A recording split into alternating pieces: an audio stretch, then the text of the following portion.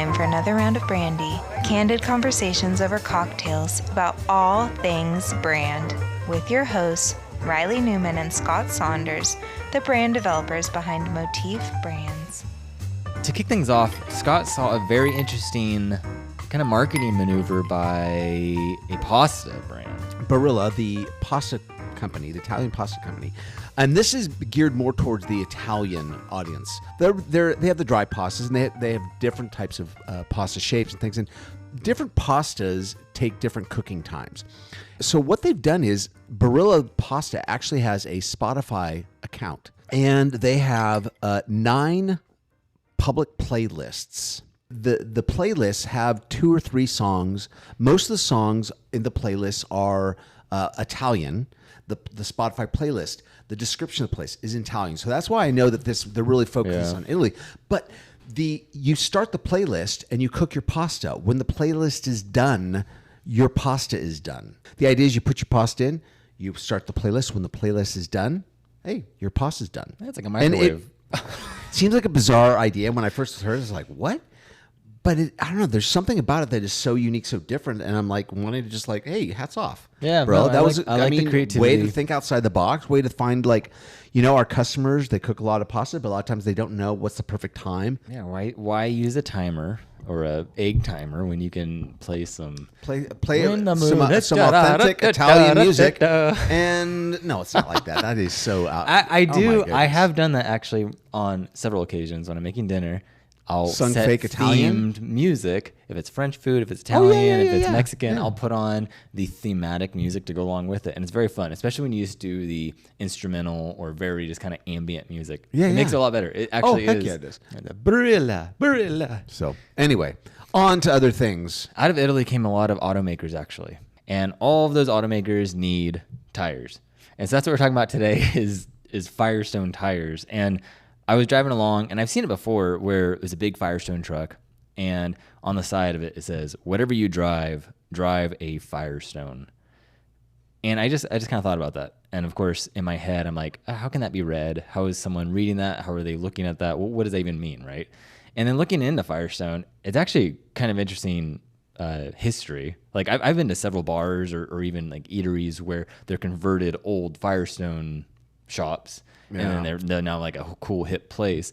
But Firestone's it's I think 125 years old. It was founded like 1900, and it's kind of a cornerstone of American tires. It's done a lot, and even for us locally here on the Central Coast, Firestone Walker, the beer company, has connections to Firestone as well, which is kind of cool. So I was just kind of chewing on this of the whole whatever you drive a Firestone, and to take a commodity like a tire, rubber, and to frame it like this, I started talking to Scott about it. I was like, I just feel like there's something very unique, very intelligent that they did with that, and it just kind of spun off into more. They're rewriting their script a little bit. They're redefining things. They are even just changing vernacular, very much like, Starbucks could have just gone with small, medium, and large size coffees, but they didn't, right? That's making them stand out, and it's maybe a simple thing. I mean, Apple did this too with instead of calling it, an MP3 player, they called it an iPod. Right. Yeah, you had Dell, you had Microsoft, Zoom, and all these other brands, and Apple's never like that. There's just the iPod. I think that's, but again, like strategy, when you boil it down, it's like words have the power to reframe. Words are extremely important, and what you choose, how you say it, when you say it, and even that, it's like they are reframing. Hey, you're not just putting, Goodyears on your Ford or on your Lexus or on your whatever truck or sedan. It's like, no, you're actually turning your vehicle, no matter what you drive, into a Firestone. So then what does that mean? You go to their website. It looks pretty typical for like a tire website. I was like, okay, are they doing like a unique approach to this? But it's pretty much like you can shop anything and everything. They have off-roading tires. They have performance tires. Do they have you shop by the vehicle first, and then you can look at the different types of tires for that specific? They had major kind of call-out imagery that was like, a Jeep that was off-roading and stuff like that. So it was like lifestyle based. And then down below you had the auto brands. So if you need Ford, then that's your pathway there is first go into Ford and then start going that way. So what I find interesting here is that it's like, okay, if they are actually reframing And like what's insane about it is that they're actually generalizing themselves, going, hey, it doesn't matter what brand you're with, we're for everyone, because you can turn everyone into a Firestone. Yeah. So right there, it's almost like they do this jujitsu kind of reversal of, yes, they go general, but they also specialize because they say they're for everyone. But by doing that, now they're focusing on, okay, what does that mean to everyone? They're not focusing on, oh, our tread is like this or it's like this. They focus on the person's use. Do you need and rugged mode. and all-terrain? Do you need high performance? Right. All those things, right? Different. But at the end, you're still talking about equivalent of 4 8.5 by 11 sheets of paper that are keeping your car to the ground. And I hate the use of the term, but that's where the rubber hits the road. Is that with tires, that really determines everything. If they're the type of tire you have, then will determine the gripping power, the stopping power, the performance, the wear, all those things. And so, Yeah. by them phrasing that, it's kind of cool because it's like, no matter what car, like you said, no matter what car you drive, you're transforming it into a Firestone. Now, Firestone's hurdle is that a good thing or a bad thing, right? If you don't think too highly of Firestones, then you might be going, I don't want a Firestone. It's interesting because it depends on the type of driver, right? So the type of driver will drive a certain type of car.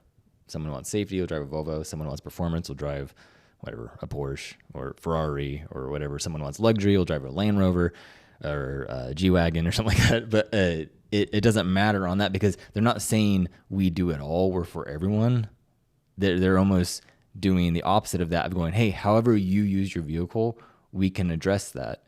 Then that dives the person down that pathway of going, okay, well, I do want safety. Oh, they do have a safety version of that. It can be a Firestone. And then I like the focus of the transformation, which Joe Pine's new book, The Transformation Economy, just came out, and I read it, and it's really, really good. But it goes along this line of thinking of these transformations of focusing on going, okay, it's not just a tire, but it's a choice that then transforms your vehicle into a Firestone. Well, what does that mean? Well, it depends on what you desire and what you're looking for in the vehicle you're driving, because you most likely picked a certain maker because you're trying to fulfill like that internal narrative or that identity. And then the Firestone can actually help you accomplish that. And then, so it's like they're being so specific to the buyer, but at the same time, they're talking to all buyers. So it's like, it's this really interesting, almost like dichotomy where I'm like, I haven't seen something like this where someone's able to communicate across the board. They expanded their market, but also talking directly to what that person's wanting. It's almost like they're saying everything, but nothing at the same time, which is kind of good. Yeah. But it's like Scott brought up with Apple, is that Apple did this with the iPod, is that they never called it MP3 player. Right away, it was the iPod. And the direct connection of that wasn't talking about how much storage it has or how many whatever megabytes it can hold or anything like that, or the technology. It talked about how many songs it could hold. And that's the classic Steve Jobs. Oh, it's 1,000 songs in your pocket, right? And that talks directly to the user. Just like here, Firestone's talking to the user, how you use it. They're not talking about tread. They're not talking about any of those things in this messaging, but it depends on how someone uses it. That would be like Apple going, oh, is this many megapixels? You can have that many hip hop songs where they're talking too specific, but they're going, no, it's 1,000 songs in your pocket. We don't care what you listen to. It's still 1,000 songs that you can listen to of your choice and your liking. So they're talking to everyone, but also very specifically to that person. Yeah. Yeah. And I think the kicker there is that it's not the product's not the hero, right? The product empowers the user. And that's what makes it a really good product or brand, is that it's coming alongside the user and going, hey, whatever you're trying to accomplish, we're going to come alongside you and help you get there. We're going to help you clear that gap or empower you to do that better. And whether that's for safety, whether that's performance, for off-roading, whatever it is, we're actually going to help you do that. So turn your vehicle into a Firestone.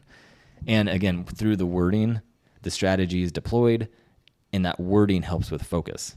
So you're able to reframe it and go, no, a lot of places over here focus on tread. They focus on durability or whatever these stats could be, or like in Apple's case, the megabytes.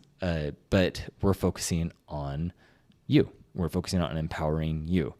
And again, that goes to Dyson as well, where Dyson didn't focus on all the stats and everything. He just focused on, no, it's a vacuum that never loses suction. Yeah. And that leans into all the strengths of the brand. You know, I mean, it would be like if you had a gadget and you're like, well, there's other competitors that make the same gadget. And you go and you sell and going, our gadget's better than everybody else's. That's one thing. But then to sit there and go, here's all these other possible uses for our gadgets. Right. Yeah. Now all of a sudden you're saying you're talking about something completely on a different level or playing field than the competitors, because the competitors are all saying, hey, we're better price, we're better value for your money, whatever it is, we're cooler, we're everyone's favorite, we're the most popular, we're the most trendy. And you're doing it relative to your competition. Yeah, and it comes down to the empowering, because it's like selling a drill bit. This is a classic example of strategy of going, okay, if you're selling a drill bit, some companies will go, oh, our drill bit is made of whatever, titanium, or made of have a lifetime warranty. Lifetime warranty. It's got this, it's got that. Rather, the buyer is buying the hole that the drill bit makes. So the buyer doesn't care about the drill bit as much as it cares about getting the hole, clean, crisp hole, right? It's all about that's the what it's hole. trying to accomplish. So is this drill bit, is it going to empower me or not to get that hole I need for doing my job at home, right? At least, yeah. And that comes down to, even in the positioning flywheel that I put together, there's a step in there called perceived affordance. And the classic example of perceived affordance, it's a big word, or big 2 words, but it comes down to essentially like, if you look at a door's handle will tell you a lot about the perceived affordance of the door. If it's a push like bar, oh, you can push on it to open the door. If it's a pull bar, it looks different. It's designed differently, and that tells your brain, oh, I use this to pull, right? And this is actually when you see people. And if there's no handle, it would open on its own when I approach it. You're not leaving. Yeah, right. Yeah. But even I was at a Starbucks, and I was watching people, and people kept pulling on the push, and I was like, why is that? And it was because it had a pull bar for a push door, so you couldn't. You're supposed to push it, but the pull bar is a vertical bar. Why the heck did they do that? Right. And so it was on a commercial building. So I was like looking, I was like, why didn't they put a push bar on the push side and a pull bar on the pull side? Anyways, so that perceived affordance is the same thing with what Apple did with the iPod, is going, okay, 1,000 songs in your pocket. And then instantly the user's going, man, what would that empower me to do? What could I do with that? How many albums is that? And then same thing with Firestone, of going, whatever you drive a Firestone. And that's going to then go, oh, what does that mean for my off-roading, for my performance, for my whatever all-terrain going up to the snow? What does that mean? What's that going to empower me to do? The perceived affordance of that. Of going, okay, now we're talking about, again, empowering the audience. It's not about the product. It's not about the brand per se, but it's about empowering the user. And I think that's just a good reminder in a lot of ways, and how that ties into all these layers. Because you look at Firestone's marketing, and it all goes back to, yes, they have a century of experience in life, and that just compounds and backs it up. But it also expands into the messaging, the trust, the durability of the brand, and all those things that help reinforce that. It's again a reminder of not necessarily what you're saying, but how you're saying it. And yes, it does matter what you do say. I mean, that's where part of that brand strategy comes into play. It's like, what are you saying? What are you trying to say? Right? But there's ways to say it, and there's more effective ways than others. Again, different than how everyone else is saying it. If all the other tire companies are talking about how many, this is an 8-year radial or steel belted, or the tread, it's better for for winter driving or for driving in rain or whatever it is, all weather, blah, blah, blah, blah, blah, blah, blah, blah, blah, and it's all the same, and it's white noise. Kind of like mattresses. I feel like the mattress industries, now I'm just kind of, Wait, no, I got a good example. But we have so many mattress stores in town. I'm like, God, everyone is who's going in there and buying mattresses? Mattress, and it's like, and in the end, it's about comfort. Is mattress about comfort? No, it's about sleep. It's about recovery. It's about sleep. And then, so then the question is, that's why it's like, so then are you looking, is someone shopping for like the hot, cold side? It's like you said, like, if all the mattress stores are selling to people looking to buy a mattress and are just talking about price, the durability, whatever it is, sustainable materials, right? Not durable. You know what I mean? Well, mattresses break down over time. For some, much quicker than others. Oh my goodness. Anyway, my mind wasn't going there, folks, but apparently Reilly's was. But my point is that but for a mattress store to approach it about the end result, like you said, with the drill bit, it's the hole. With the with the mattress, it's a good night's rest. It's waking up and not feeling tired. Again, all that comes down to words, language, reframing, which is like wording is, I love words. I love wordsmithing. I love it all. But a good example that kind of came to mind that I think actually came from the shoppers and the audience of the brand is the term target run. I've been fascinated by this because I think it was actually, Target obviously markets to a lot of moms. And we're going to make a Target run? Yeah. And that has become a term that I think came from the audience of, let's go make a Target run. And now it's been adopted by the brand. It's been adopted in their app. Also like in like the Urban Dictionary, where it pretty much means like, you're going to go buy an essential and you end up buying other stuff, right? Because that's how Target gets you. And it's really interesting how that you're not going grocery shopping. You're not going shopping. You're making a Target run. It's its own thing, right? It's just like the same thing of, it's not an MP3 player. It's an iPod. Well, and I know, I mean, my kids are older than yours, but it's like, even like I know for some moms, particularly stay-at-home moms who have the kids and everything, when they have a moment to themselves, a lot of times I know some ladies that do this. They'll go on a Target run by themselves because to just be able with 0 kids, like that's what to them that's like an escape. They can walk the aisles. They can shop to their heart's content or not. But it's the act of going and just perusing and seeing without the nagging demands of either I've got only 15 minutes before I get the next thing, or the kids are restless or whatever else. But for some people, going solo shopping at Target with no shopping list, just like I'm going to go make a Target run, grab a coffee. I'm going to walk around the aisles and maybe I'll buy something that's on sale. Maybe I won't. Maybe I'll. Who knows? Just lock the kids in the car, roll up the windows, and go into Target. There you go.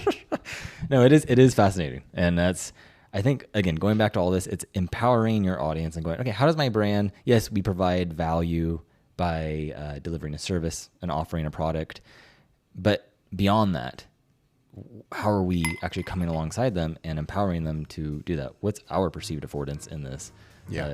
And just being able to communicate that and using words and language to frame it and get that across. And if you're not a wordsmith, don't be doing it yourself. That's the worst. And that's because that's where we see marketing fails, is when we see small business owners try to be crafty, creative, witty, humorous, or not, and just come up with their own stuff or whatever. Maybe it's doing their own ads or signage or messaging, and it's just know what you're good at and know what you're not good at, and just embrace that. And because it's that important, especially when it comes to your brand. So find people that are better at just writing. But anyways, thanks for tuning in. Yeah, we'll be back next week with another episode of Brandy. Cheers.